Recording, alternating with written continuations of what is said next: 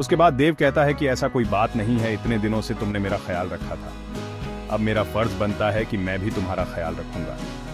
अब दोनों साथ मिलकर अपने घर की तरफ रवाना हुआ। घर जाकर दोनों एक दूसरे के बिना ना रहने की कसम खाई थी। फिर उसके बाद फिर वह अपनी जॉब को छोड़कर घर से ही वर्क टू होम मतलब के वर्क फ्रॉम होम किया करता था। साथ ही घर रहकर अपने पत्नी की मदद तथा उसके देखरेख में उसका मदद किया करता था।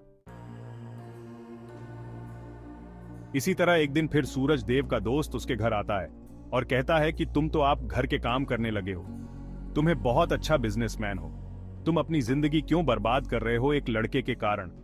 तुम अपनी दूसरी शादी कर लो, चाहे तो इसे भी अपने पास ही रखो, लेकिन तुम कंपनी में चलो काम करो।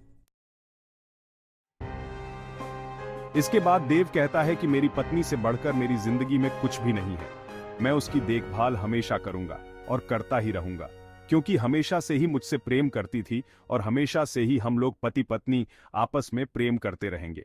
फिर वह अपने दोस्त को कहता है कि तुमने एक बार आया था और मुझसे कहा कि तुम्हारी पत्नी बहुत अच्छी है, तुम बहुत खुशकिस्मत होगी, तुम्हें ऐसी पत्नी मिली है। फिर आज क्या बात है?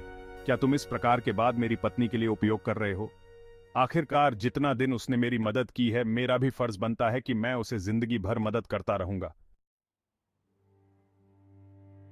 इतना सुनते ही पीछे से उसकी पत्नी भगवान से प्रार्थना करती रहती है कि भगवान, आपने मुझे इतना अच्छा पति दिया है कि मैं इसका शुक्रिया कैसे अदा करूंगी, और वह सदा के लिए एक दूसरे से प्रेम करते रहे और अपनी जिंदगी को आगे बनाते रहे।